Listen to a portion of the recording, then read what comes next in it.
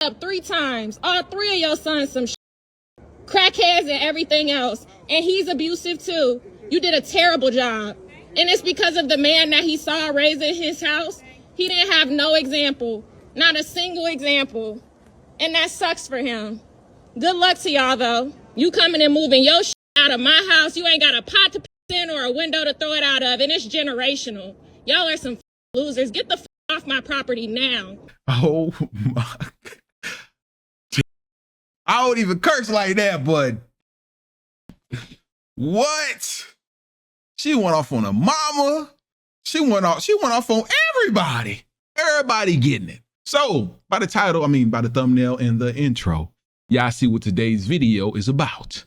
Allegedly, this lady caught her man cheating. Not once, not twice. I'm gonna let y'all figure it out. But she went off on everybody had to have it. She put the story time down below and all that. So we're finna react to it now. But hey, y'all let me know how y'all would react in the situation. If you ever caught your spouse up cheating, and how did you react? Let's get to it right now. Yeah, wish y'all the best. You poor broke ass. That tiny ass shack y'all live in, you ain't got shit going for you. And I know you know that. That's why you can't do nothing but laugh. You up 3 times. All 3 of your sons some crackheads and everything else. And he's abusive too. You did a terrible job. And it's because of the man that he saw raised in his house. He didn't have no example. Not a single example. And that sucks for him. Good luck to y'all though. I wish y'all the best. You coming and moving your out of my house. You ain't got a pot to piss in or a window to throw it out of. And it's generational. Y'all are losers. Get the off my property now. Why she talking to the mom like that too? So a couple days ago, oh my God, hold on, let's watch that again. Yeah, wish y'all the best. You poor broke ass. Dang. That tiny ass shack y'all live in, you ain't got shit going for you. And I know you know that. That's why you can't do nothing but laugh. You up 3 times. All 3 of your sons some crackheads and everything else. And he's abusive too. You did a terrible job. And oh my God, the fact she talking about the mom like this is crazy. She is going crazy on the mom. That is crazy. Job. And it's because of the man that he saw raised in his house. He didn't have no example. Not a single example. And that sucks for him. Good luck to y'all though. I wish y'all the best. You coming and moving your out of my house. You ain't got a pot to piss in or a window to throw it out of. And it's generational. Y'all are some losers. Get the off my property now. I ain't gonna lie, I was not expecting such a sweet face.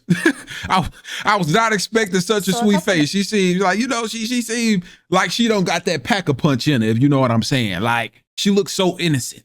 But those be the ones, man. She must have had enough, but she was speaking, she was throwing some bars. And I know they were trying to make us, they were trying to act like they wouldn't listen and hug it off, laugh it off. That really hit home. And it's not your problem anymore, love. It's the mom problem if she's the one that, probably wasn't too much of just her fault that she created it, but father wasn't father was absent and things of that nature. So many factors that could have played into what goes on, but we finna talk more. We don't get to that. I guess she got like a whole story time on what went on and what led to it. But right quick, before we watch, we're gonna watch what she got to say, and then she got another view. So we're gonna look at this, and then we're gonna look at the other camera view angle that she has. Days ago made 1 year since I cussed my ex and his mama out and told her she did a terrible job raising him. And I'm just realizing it because my best friend celebrated 1 year of marriage yesterday, and this incident took place a couple days before her wedding. And, it's been a year, over a year now. And I've had some time to reflect, and I can honestly say, looking back over that situation, I honestly wish I went harder on them. Like, I was eating them up. When I tell you I was tearing them up, I really wish I went harder. Like, I still got more stuff to say. But I know they never, when I tell you I was eating them alive, 1 year later, I honestly just wish I went harder. So. Okay, let's look at the other clip. And I'm going to say what I got to say after that. Okay, so this was him and the mom.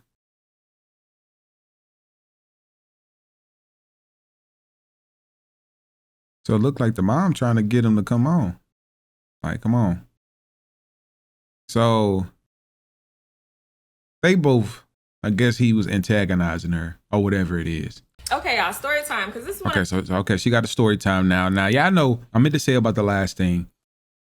I don't know the relationship between her. Hopefully she explained the relationship between her and the mom, because if the mom didn't have nothing to do with what they had going on, I do find it highly disrespectful that she brought the mom in and disrespected her as a mother, outside of the problem that she has going on with the child.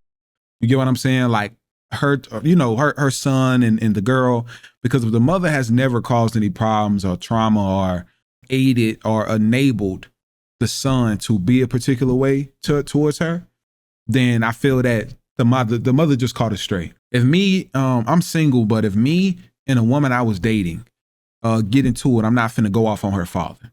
You know, I'm not finna disrespect her grandmother. I'm not finna disrespect her mom because I'm upset at the person. You know, I'm just big like that in general. I'm not the type of person that redirect energy to certain people if I have a problem with a individual. That's just how I come from. That's just where I come from. Not everybody's the same way. A lot of people can be mad at the spouse and say, F your whole family, F the whole tree, F everything y'all got going on. I hope y'all.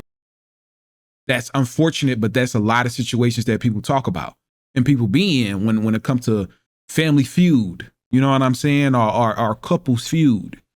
But I hope that the mother didn't have nothing to say. But if the mother did, then, you know, I will say she's wrong for saying what she said about the mom, you know. And if she said that willingly, I just know she was saying it to his face.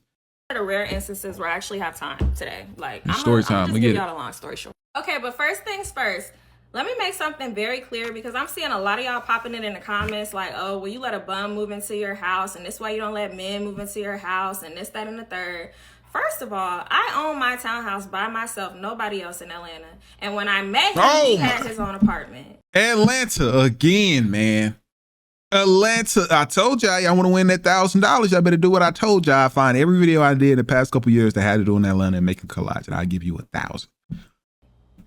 Every time. I got into law school halfway into our relationship, and he decided that he was going to move up to DC with me until I completed law school, and then we were going to move back to Atlanta. So because of that, it didn't make sense for us to pack up all of my furniture from my townhouse and all of his furniture from his apartment and move it to our apartment in DC. So we agreed that he could keep his things in my townhouse until I graduated and we returned back to Atlanta. That's first.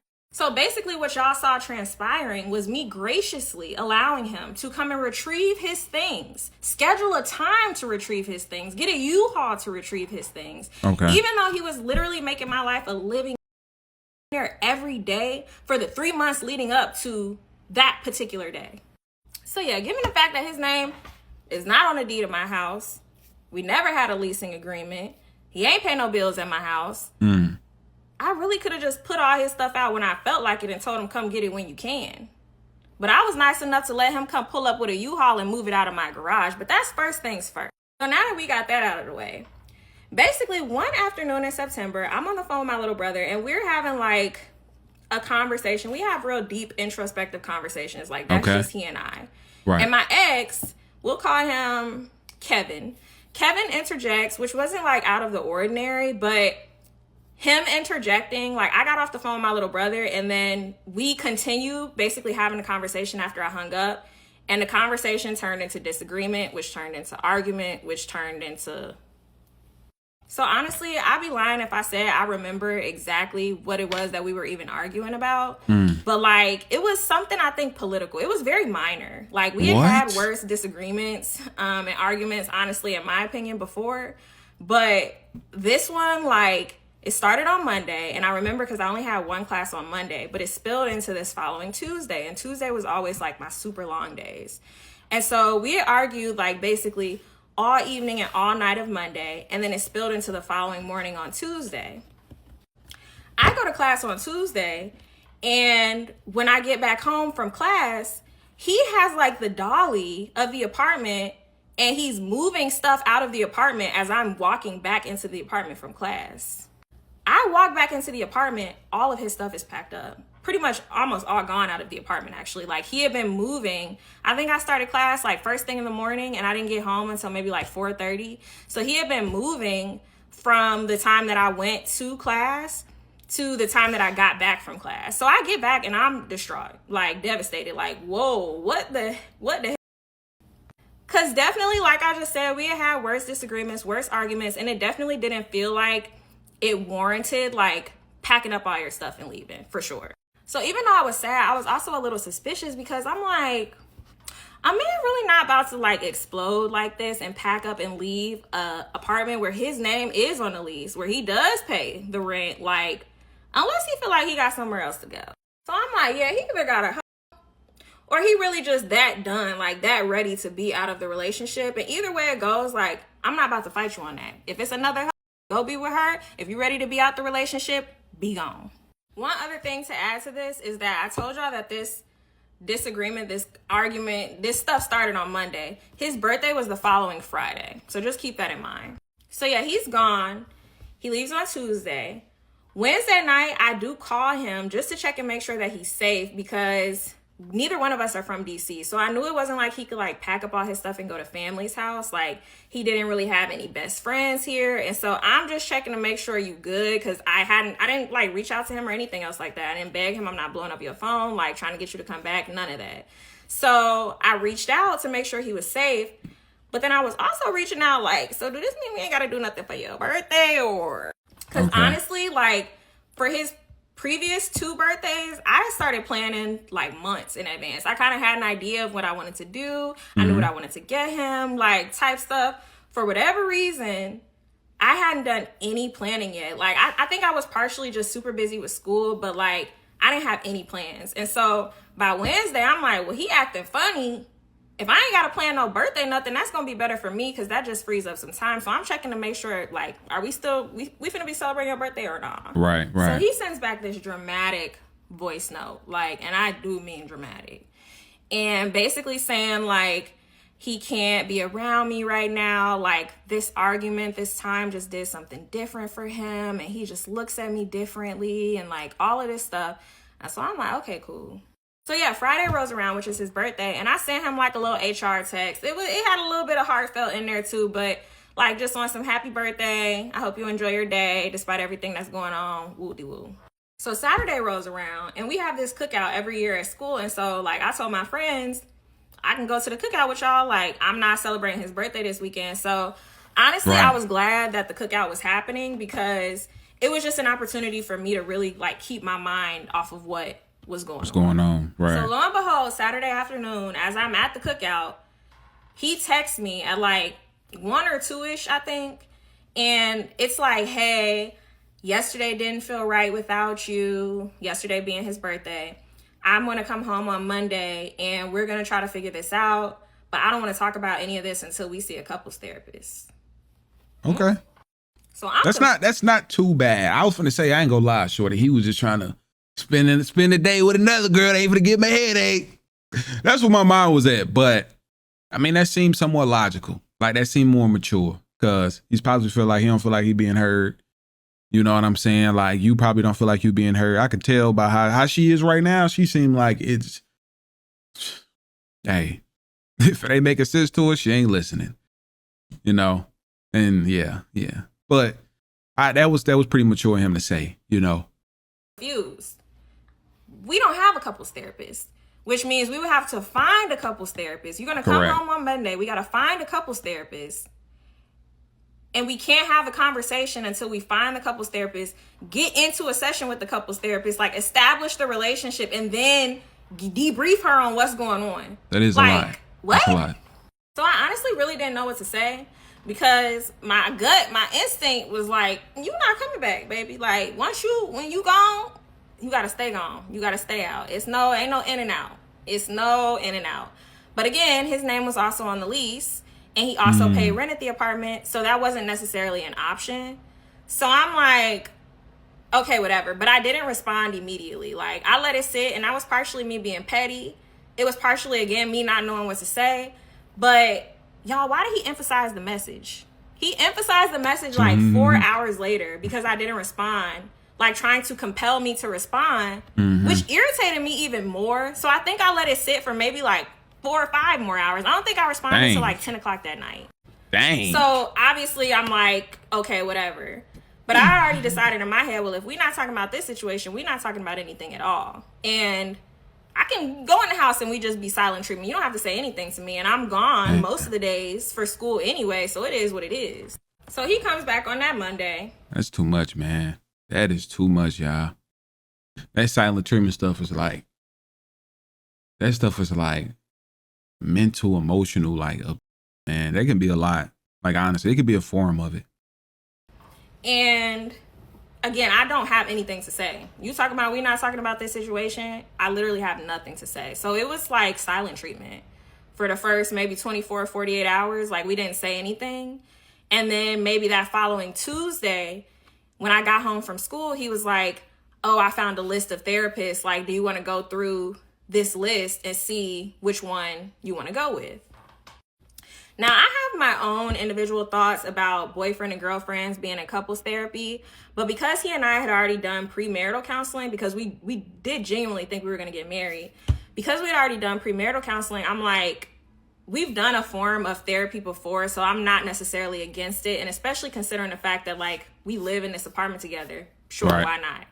So he finds a therapist, which was honestly my first mistake. Letting him choose. My first mistake, honestly, was agreeing to go to couples therapy. For real. But I definitely shouldn't have let him choose the therapist. But, like, I think I just wasn't invested in repairing the relationship to that level that, like, I wasn't going and looking for a therapist myself. Like, I have my own therapist, my own personal individual therapist, and she was getting an earful about this already. So, like, I just wasn't really pressed to find a couples therapist. Nonetheless, he ends up finding one. I could have sworn like it should be like everybody should be combined. You know what I'm saying? Like, I don't know. Maybe it's just different, but hated her. She was terrible. And I found out later that like I knew he was having individual sessions with her, but in his individual sessions, he was lying about the stuff that he and I were dealing with. And so we would get into these couples therapy sessions, and she would be like it was almost like she had a problem with me. And I was so confused, like, why does this lady have a problem with me? I don't understand. Like, we supposed to be here trying to fix the relationship, but it definitely felt one-sided. So he was taking that as like, well, even the therapist is saying I'm right, and even the therapist is saying you're wrong, and the therapist is saying this, and the therapist is saying that. And of course the therapist is gonna be saying all that if you're lying to her. And I didn't even realize this is already almost at 10 minutes, so I'm gonna have to make a part 2. Man, I could say so much about the therapist stuff, that it can help and cannot help. I mean, of course, they go tell you you're wrong, you're right. But a good therapist definitely would make a big difference, y'all. Okay, so this is part 2 of why I had to cuss my ex's mama out and tell her she did a terrible job raising him. So yeah, we're seeing this couples therapist together, but he's also seeing this couples therapist individually. And so, like, it felt weird, but he really does honestly need therapy. So I was just like, whatever it takes, for real, whatever it takes. But I could definitely tell that the therapist was coming in with like this jaded view and perception of me. So some of the main things that like we felt like we needed to address in therapy, because I told y'all that the situation that led to the original disagreement where he packed up all his stuff and left was pretty minor, but there were other like larger overarching things that were an issue. Like, one huge problem that I had was that he refused to set boundaries with his mom. Like, he refused. I asked over and over and over again. He refused. Not only that, she had made me feel uncomfortable in several different instances. Like, I went on a family vacation with them. She called me his ex's name. Like, our names are nothing alike. We look nothing alike. They had been broken up for like 2 or 3 years before we even got together. So like, he tried to on some, it was an honest mistake. But I was honestly kind of looking at that sideways. Okay, so this is part 2 of why I had to cuss my ex's mama out and tell her she did a terrible job raising him. So yeah, we're seeing this couples therapist together, but he's also seeing this couples therapist individually. And so, like, it felt weird, but he really does honestly need therapy. So I was just like, whatever it takes, for real, whatever it takes. But I could definitely tell that the therapist was coming in with like this jaded view and perception of me. Right. So some of the main things that like we felt like we needed to address in therapy, because I told y'all that the situation that led to the original disagreement where he packed up all his stuff and left was pretty minor, but there were other like larger overarching things that were an issue. Like one huge problem that I had was that he refused to set boundaries with his mom. Like he refused. I asked over and over and over again. He refused. Not only that, she had made me feel uncomfortable in several different instances. Like I went on a family vacation with them. She called me his ex's name. Like our names are nothing alike. We look nothing alike. They had been broken up for like 2 or 3 years before we even got together. So like he tried to on some, oh, it was an honest mistake. But I was honestly kind of looking at that sideways from the moment she did that. So that was. I mean, it could have honestly been a mistake, not even lying, especially if they still communicate. It could have been a conversation as far as like, you know, hey mom, like, you know, there's an apology should have been had and things like that. But a name miscommunication, especially if the person is still around or if they still have a relationship with the person, depending on how drunk the person can be, things like that happen. Like people make mistakes, honestly. You know what I'm saying? Like, that's like somebody being married for 15 years or together for a long time and they accidentally call you their ex name and you just like, I apologize, like where your mind is at. So mistakes is cool. But if you was on 10, that, like, I feel like personally, if she was on 10 right after a mistake, if that was like the only incident, unless she was given multiple and just one other one. But if that was the first incident that they had and you already on 10, like she has a lot of anger problems. That's what it seemed like. Like as a mature adult, you probably will look at it sideways, but you ain't finna be like, I'm finna look at her sideways. I'm finna beat her ass. Come on now. You know, I understand what she got going on, but that's just a little too much. Oh, it was an honest mistake. But I was honestly kind of looking at that sideways from the moment she did that. So that was like a big piece. The other piece was, I told y'all at the beginning of the story, the plan was to move back to Atlanta after I finished law school. Mm-hmm. Well, after my first year of law school, all of a sudden he decides he doesn't want to move back to Atlanta. He wants to move back to North Carolina, which is where he's from. Which is a huge problem for me, being in law school, because I have to take a bar exam for wherever I'm going to be licensed to practice. That's what I was about to say. So I can't, I've already decided I have a house in Atlanta. I have family in Atlanta. All my roots are in, like, Atlanta has been my home for several years before I even knew you. Just leave him. That's all you had to do. Because that is definitely selfish. I agree with you on that. That is selfish. And as much as we're together, as much as you moved for me, which he was really trying to like make that be a thing. I moved to DC for you. And so you should be willing to move to North Carolina for me after we graduate.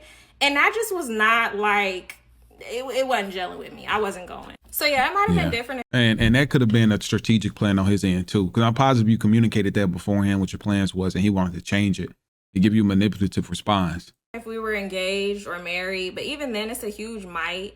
And that's only because I wanted to become an attorney since I was a little kid. And so long before I even knew that this man existed, my plan has been in motion. I invested in property in a specific city because I knew what my plan was. Like the area of interest I knew is very prominent in that city. So I've been very intentional in my planning and in the moves that I've made for my career. And he could not make out a coherent reason why he wanted to move to North Carolina after I graduated. Another thing to add, which I probably maybe should have added before this, he had a really great job that he got laid off from in like the beginning of 2024, January or February of 2024. And I know that put a lot of pressure on him, but I definitely didn't see it as an excuse for his behavior, simply because I was literally laid off like almost exactly a year before that. So that's just like prefacing that. So he didn't even have a job while he's talking about wanting to move to North Carolina after I graduate. So it was even more like, why, bro? What? Yeah, it doesn't even make sense. And all I could imagine is the fact that I've been asking you now for the last 2.5 years to establish boundaries with your mom. You trying to move me back to your home state where she finna just be a couple miles up the road so that she can keep, no. So yeah, boundaries with his mom. Definitely need to say what more she was doing though. Like I feel like she should go into detail about what the mom was doing, because some of the things you're saying is not, which is, I feel you. If you like the breadwinner at this moment, I feel like the logical thing would do is to, of course, move where it would make more sense, like Atlanta. Maybe he just was depressed and wanted to be around family. But you definitely shouldn't have stopped your show. I feel on that. She definitely should never stopped her show. But I do feel that in life, especially if the man is, like providing and things like that, y'all should both have a say so of what would make sense for y'all future. And a lot of women be willing to just move wherever their husband move, especially if they're taking care of it. The husband take care of everything. But it seemed like she definitely had dreams, goals, or aspirations of just even herself. So that definitely should have been something that should have been talked about just even before they got together and got engaged or even married, whatever they had going on, But it seemed like they just young. They just as young as me. So we could do things that we don't really think about it until after the fact. But establishing certain things beforehand does make a big difference, But yeah, she need to talk more about this mama. You just talking ish about it. You should talk more about, with the things that she did so we can get a grasp that you just don't seem like you have a short temper, Post-grad location. And then the last thing that we really needed to handle in therapy that I was sort of being a proponent for was his insecurities. Like, I've never dealt with a man that insecure before. And he acknowledged it.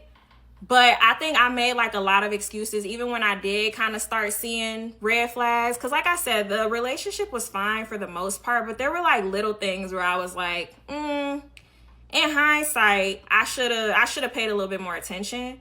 But the insecure thing was just like, I could not stand it. And I really couldn't stand it just because I'm big on loyalty. I've never cheated in a relationship. I will never cheat in a relationship. Before I cheat, I'm going to just leave. Like, I have no problems breaking up with anybody. So I hate the constant, like, feeling like it's somebody else, feeling like you doing something, like, just please, no.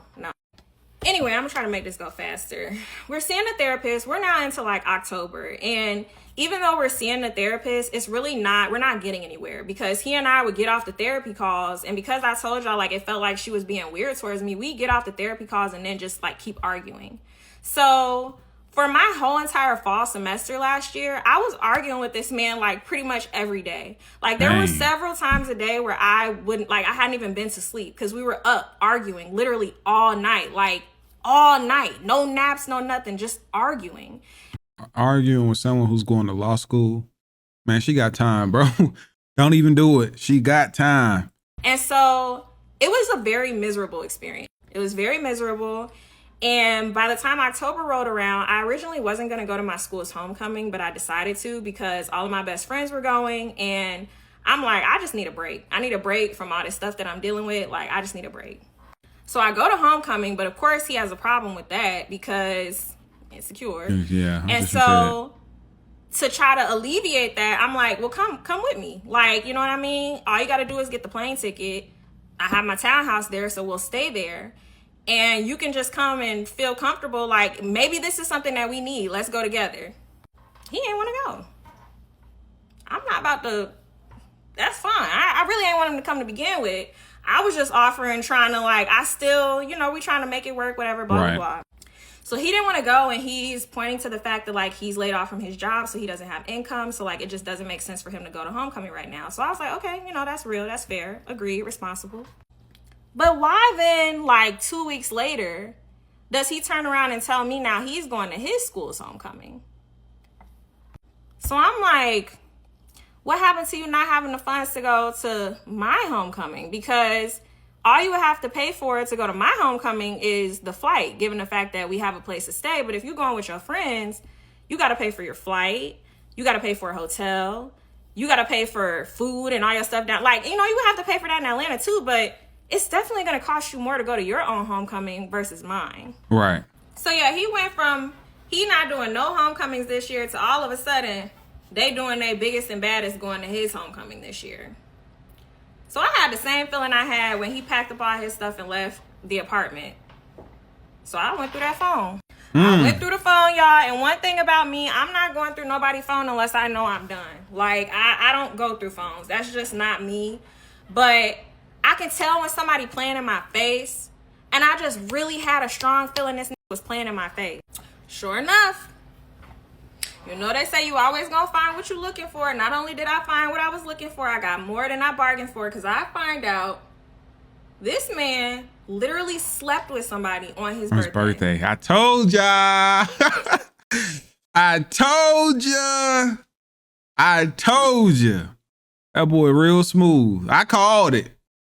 That's very strategic, ladies. You need to, if you, hey, listen, you watching this, you ever want to figure out if you got onto something, tell me. I might tell you. But that's very strategic.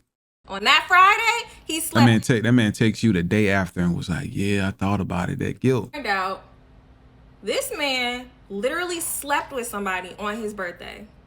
On that Friday, he slept with somebody. So you mean to tell me you gonna come texting me less than 24 hours later, knowing you were dead wrong? Yeah.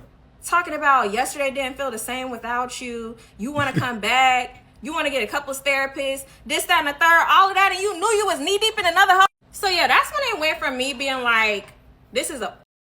So he's actually insane. Because what do you mean? And the kicker, I asked. When I approached him about it, I'm like, did you sleep with somebody when you was gone? Of course he lied.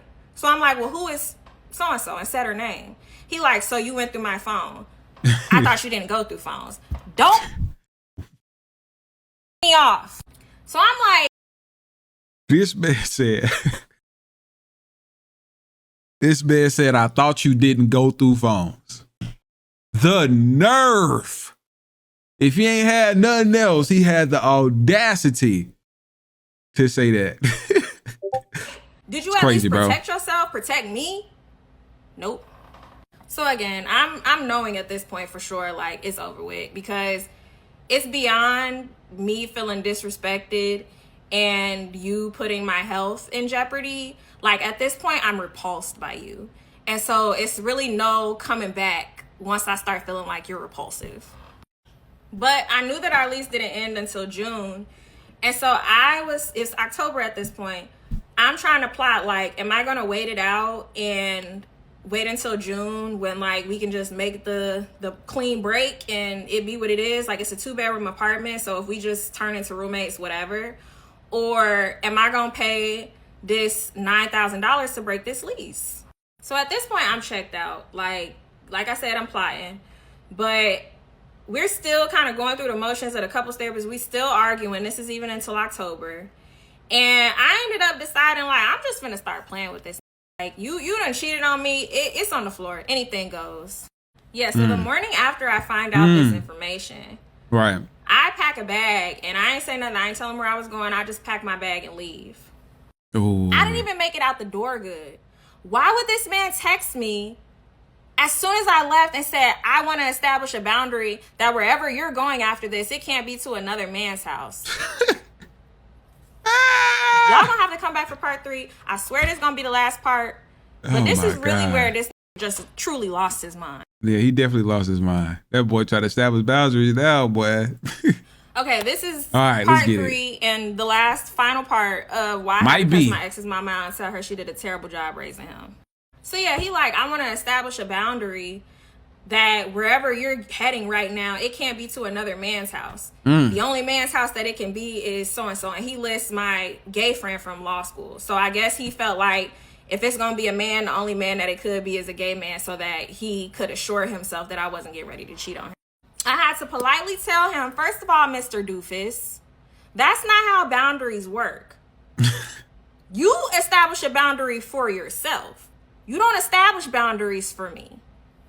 Second, what in the world would make you think that after just finding out that you cheated on me, I'm going to even take any consideration into how you're feeling about me talking to another man, being with another man, whatever?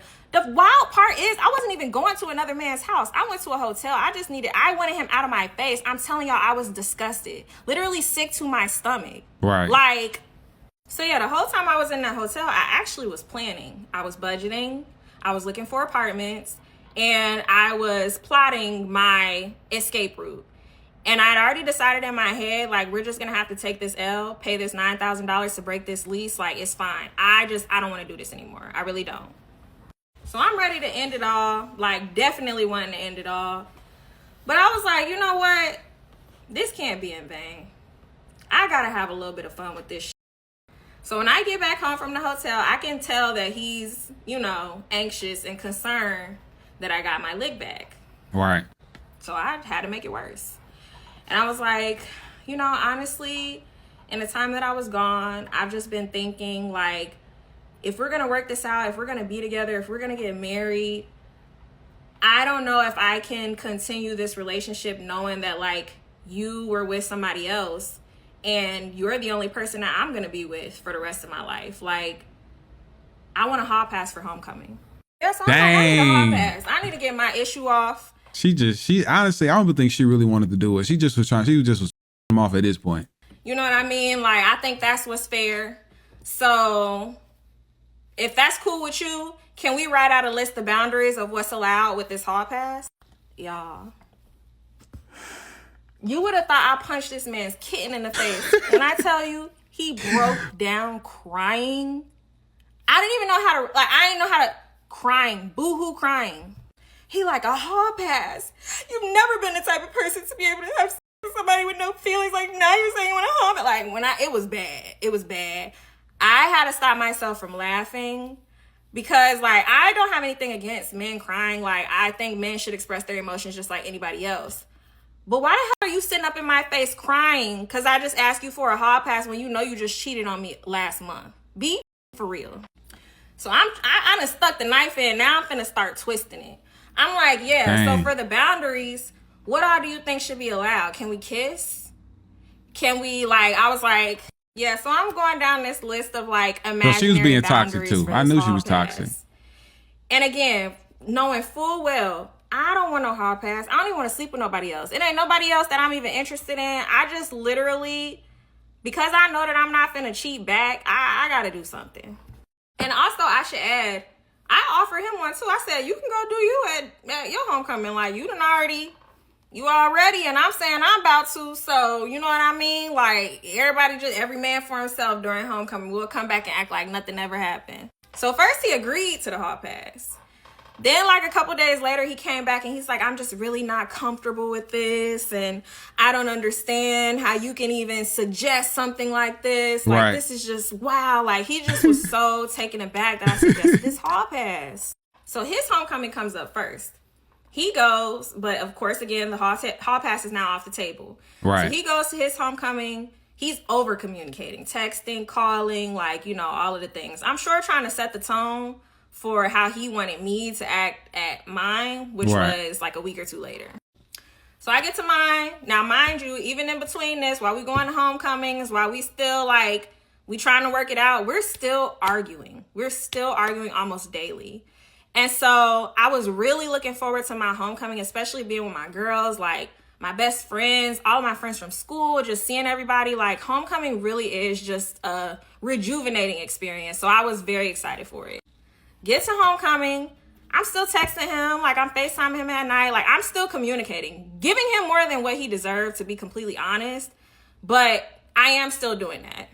So even before that, let me rewind, because when I went shopping for my clothes for homecoming, then that became an issue, which I definitely don't play that. You're not about to be telling me what I can and cannot wear. I don't care how men try to spin that. It's about respect and whatever else. It's about control, and I don't play that. So he pressed me about the clothes. I still go to homecoming. I still wear everything I bought. Nobody finna tell me what I can and cannot wear. I'm a grown woman. So I get to homecoming. Like I said, I'm giving him more than what he deserves as far as communication goes. But every single day that I was there, he's blowing my phone up for pictures. Can you send a picture? Can you send a picture? Can you send a picture? Not only that, you're trying to capture so much of my attention. He ends up sending me a provocative photo the day of tailgate. Now, if you're familiar with HBCU homecomings, you know that tailgate is pretty much the main thing aspect of homecoming. He knows this full well because he also went to an HBCU. So why would you be sending me a picture that I cannot open in public in the middle of tailgate afternoon. People got their kids out here and everything else. You're trying too hard, friend. You're trying too hard. Right. So I don't really like respond because like I said, couldn't even open it. I was honestly like turned off, kind of weirded out because why are you doing the most? But by Sunday night, which was like my last day there, I called him that night before, like, me and my homegirls were just kicking it for our last night or whatever. So I call him and I can tell he has an attitude. And I'm like, are you good? He like, actually, no. And so I was like, oh, as a matter of fact, we've been arguing for the last month and a half. I came down here for some peace. I've been having a really good time. Like, I've been with my best friends all weekend. I don't have time for this. I'm gonna have to talk to you later. He ends up texting me, going off. Like, I see now why you didn't want to send me any pictures all weekend. It's because you got your ass out in all your outfits, and I'm watching you through the cameras every day and can see that you dressing like a hoe. I'm like, hold on, wait, rewind. Watching through the cameras. How the hell he get access to some cameras? Hold on now. This starting to get better. This starting to get better now. Wait, through the cameras. Rewind. What did you just say? You said you watching me through the cameras. What cameras? He was watching me, unbeknownst to me, logged into the security cameras at my townhouse. This said, you gonna have a dude up here, all right? We go see. That boy was sitting there waiting. He logged into the security cameras, was watching her every move, bruh. Oh my God. Little do you know, man, 9 times out of 10, dudes that they just meet women don't go to the women's house. They always invite the woman over. That's just how it goes, y'all. Watching me the whole weekend. Me and my friends, anytime we came, anytime we left, what outfits I was wearing, he was watching me through the cameras the whole weekend, and he had the audacity to admit it. So you're cyberstalking me. Oh, yeah, play it. You that in your head and scared that I'm gonna get my lick back, that you're watching me, invading my privacy, watching cameras at a house. You don't pay no bills. You're not on the deed. You have absolutely no business invading my privacy like that. And it's not just my privacy, it's my friend's privacy too. So that's really when I was like, okay, yeah, no. I came back that following Monday and I was like, we're done. Like, it's no talking about it. It's no nothing. We're done. And that was October 28th. I remember it to the day. And I guess the realization, because I was so serious, like up until then, I told y'all we had been arguing back and forth. And that's because I wasn't ready to be done. I really didn't want it to be done. I wanted to try to work it out. It was our first major like conflict. But as of October 28th, finito. So when I tell you he went off, start cussing me out, started throwing furniture, like he went postal. He really did. Like, it got to the point I had to go back and check and make sure my name wasn't stupid. Because that's all I'm hearing day in and day out. Any opportunity that he had to speak to me, like, I would say stuff to him. I had gone and gotten the leasing paperwork and all of that to let him know how much it was going to cost, blah, blah, blah. Like, stupid how he was referring to me. Subtweeting me on social media, talking about how he's never hated a person so much. All this while he's still in the apartment, sleeping on my couch with by his pillow. And that had honestly never been a thing. Like, for as long as we dated, I've never known that man to sleep with his piece under his pillow. So that boy was waiting for anything. I was honestly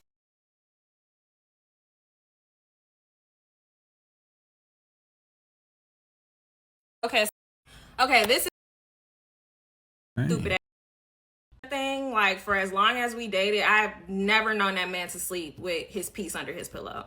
So I was honestly kind of getting a little shook because between recognizing that, like, it's almost been a year since he's been laid off from his job. You're trying to control the kind of clothes that I wear. You're watching me through my security cameras. Like, things are escalating very quickly. Like, I recognize patterns, and I was starting to get a little shook. So the reason his mama had to get cussed out is because I basically called her like, hey, you need to come and get your son, or you need to talk some sense into him, because I had gone to the leasing office. Dang, I'm gonna have to make a part. Okay. Come on. Now we get to see what's up with the mama, y'all. Okay, this is the final part for real. This is what we've been wanting, literally. If I don't get the rest of the story out, for what happened, then it's just never gonna be out. So this is part 4 why I had to cuss my ex's mom out and tell her she did a terrible job raising her sons. So basically, yeah, I call her and I'm like, hey, you need to come and like, please at least talk to him, because I've given him the paperwork, like, to let him know the steps that we have to take in order to break the lease. Like, I'm asking him what is a date that's gonna work for him as far as like the date that we give them when we're breaking, and when he's gonna be able to schedule to come and get his things from my place in Atlanta. So yeah, he had told me that he wasn't gonna sign to break the lease, and he was gonna kick the door down to my townhouse in Atlanta, so he didn't need to coordinate a time to come and get his things from my place. So I called his mom on some like, can you talk to him? I know y'all got whatever little dynamic y'all have, and so I'm not able to get through to him. Anytime I try to talk to him, he calling me a stupid ass. But I know that he's not thinking with his whole brain, right? Because this is what he's telling me, and this behavior is escalating so quickly. Like, I'm honestly kind of starting to get a little afraid. So she basically was like trying to undermine or downplay what I was saying I was experiencing. And she's like, you know, that's not really abusive behavior. What? I've been in an abusive relationship before, and like, he was throwing me up against the wall and like choking me out. Like, she's explaining to me why what I'm experiencing is not, because what she experienced was much worse. What? Which, the crazy thing is, she works in like a field where she knows full well that abuse is not just physical. Now I see. Now that I see why you upset at the mom. Now I see why you upset at the mom. The fact she told you what you talking about, I ain't really. What? The first thing that she should have did was either call her son, go off on him, come there and discipline him, talk some sense to him. But more importantly, he should have consoled or she should have consoled in her daughter-in-law, especially knowing that her son is the reason that they're in the situation they're in. Like, that's so crazy to tell somebody that's not, like, no, that's not what it is. Like, you just feeling, man, now I see what you're talking about. Now the mother definitely enabled the son at this point. And I didn't even use that word, but what happened is I told her, like, you know, he'll go to jail. I will get a restraining order against him, and he'll go to jail. Like, if he acts on the things that he's saying he's going to do, both will happen, and I won't feel bad about it. So I guess she was basically trying to allude to me not being able to get a restraining order against him, which I did end up getting one.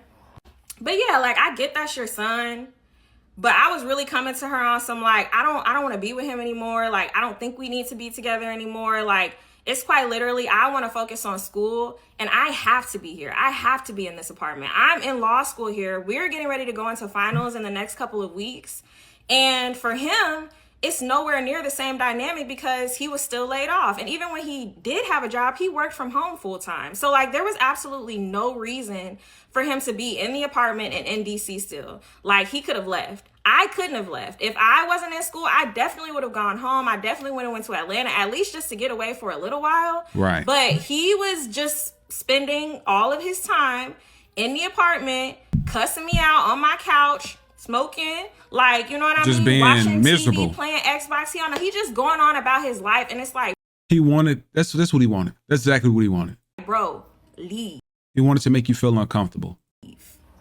So yeah, I guess she did end up talking to him, and he must have been receptive, because maybe a couple days after that, he ended up like, the ball was rolling on breaking the lease. So I was happy about that, but he still had to get all of his stuff out, and I still was like pretty shook and afraid to be around him, to be completely honest. So I was avoiding him at all costs. But the crazy part about it is, we ended up having one final like couples therapy session, because it was already booked, and the couples therapist was like, we'll just use this as like the decoupling, and this is when y'all can plan to get his things from Atlanta, like blah, blah, blah. And I didn't even want to have the last session. He wanted to have the last session. Right. But before the last session, I find out that he is planning to continue to see the therapist individually, even after we break up. That's going to be his therapist. And because I told y'all, like, earlier in the story that I peeped that he had been lying to the therapist, I was like, oh, nah. Nah, like it wasn't even it wasn't a situation where I had nothing to gain or to lose from him still having that person as his therapist. I honestly don't even think like she is that great of a therapist. My individual therapist is phenomenal. And so I did have like a pretty good comparison, and I didn't think she was a good therapist. So like it wasn't even that, but I also just could not sleep knowing that this man is finna continue seeing this lady and perping like, you know what I mean? He's being healed and you're lying to her. So what I decided to do is during the therapy session, because it really wasn't like a plan, we didn't have anything to talk about since we had already like decided we breaking up. He kind of, like I said, he wanted to have the therapy session, but he didn't have anything that he wanted to talk about. We got on there and she was like, so how do you want to use the time? And he was like, you know, I don't really know. And he didn't have anything to say. Me on the other hand, I spent... She had a lot to say. The night before, writing down all of the things that I could tell he had lied to her about or had not told her about over the course of our therapy sessions with her. So what I did was when she asked me, like, if I had anything I wanted to talk about, I said, as a matter of fact, I do. Brought out a whole Christmas list. Rolled out to the floor. And I ran her through the full list, all the things he had lied about, all of the things that I had gone through that had not been discussed. And I could tell by like the look on her face that she was surprised to be hearing a lot of this stuff for the first time. So that's why, like, even though I don't think she's that great of a therapist, I don't charge a lot of how she was treating me to her being a bad therapist. She was just being given an earful of lies. But as soon as he realized like what I was doing, he started cussing me out in front of the therapist. He like, you stupid. What's the point of this call?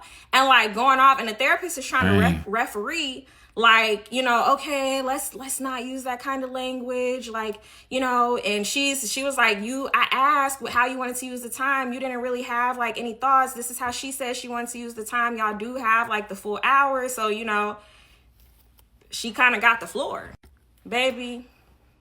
I'm talking about he cussed me out so bad, and that's when I knew for real, like he really don't care.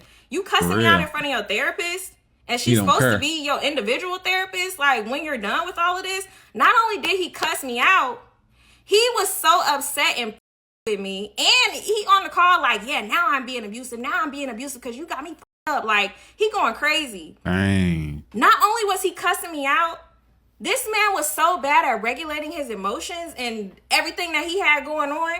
He pulls down, starts breaking down. He rolling up on camera. And on camera, like, you what? He lost his mind. I ain't never, ever seen or heard of anything else like that before. So yeah, we end the therapy call, and she sends me an email afterwards, basically like, I'm really sorry about how that went. I do want to let you know, like, I wasn't aware of a lot of the stuff that you shared, and I'm also not going to be like taking him as an individual client. I never responded because I didn't have nothing to say, but I did have some level of satisfaction just feeling and knowing that I was right in my heart about how much he had been lying to that lady. Right. And that's why she was treating me the way that she was. Right. But yeah, that's when I was like, oh, okay. And it's also why I said what I said about her raising 3 addicts. Because he had 2 older brothers who were strung out on some pretty hard stuff. He just gardens, but like, you know, obviously not in moderation. It was pretty habitual, and it definitely got worse, I think, you know, with just more stress and anxiety and all of that. But once he got to the point where he breaking down and rolling up with the therapist, I'm like, okay, this is not good. And also another part to add, in that video, those are not his brothers. That's not his dad. None of that. He literally came down by himself with his mom to come and move all of those things. And when they realized what they were up against, they had to make a phone call and call people to drive across town to come and help him. Those were family friends. That wasn't his family. Okay. And so the brothers that I was referring to, they were not in that video. His dad was not in that video. His parents are married. Okay. But I'm not even going to get into that. But yeah, so that wasn't any of his family members. Those were family friends. And also what y'all couldn't see before the video started is the only reason why I start cussing him out is because once they finally like loaded up the U-Haul, I guess his final goodbye, his last act of love was to start cussing out my floodlight camera and flipping me off and like you in front of his mom. So that's when I started going off. I was quiet the whole time. I just wanted, all of his stuff was in the garage. I had it set up so that we never had to interact with each other when he came to move his things from my place in Atlanta. But yeah, he just had to have one final word. And so I gave it to him. But yeah, that's pretty much it. It was more, but I couldn't do no 10-part story time. So that's basically why I had to cuss my ex's mama out and tell her she did a terrible job raising her son. Okay, that's the final. I would say something, man. You know, I know it's an amazing feeling for her to just be a woman and not have to depend on anybody, but just be in a situation where she could be financially independent and move as she please and not put up with stuff. Because a lot of people stay in situations far longer than they need to because they put up with things. And I know a lot of y'all can agree. I mean, we've all been in that situation in any past relationships. Some people probably current relationships where you've been in a situation too long because you're dependent on the individual. But I am, you know, proud to know that she made it out safe and everything ended up making sense towards the end. Because I ain't gonna lie, she throw me for a loop. She was looking like she was a little crazy at first, but it all makes sense why she crashed out the way she did. It do seem like she still got a little feist in her, but she deserved to old dude to be lying that hard. I see. And it was cool to know that the therapist was like, I'm gonna stop going to this guy because he's obviously been lying hard. But y'all let me know your thoughts and opinions on this down below, man. You ever been in a situation like this or not? Let's go.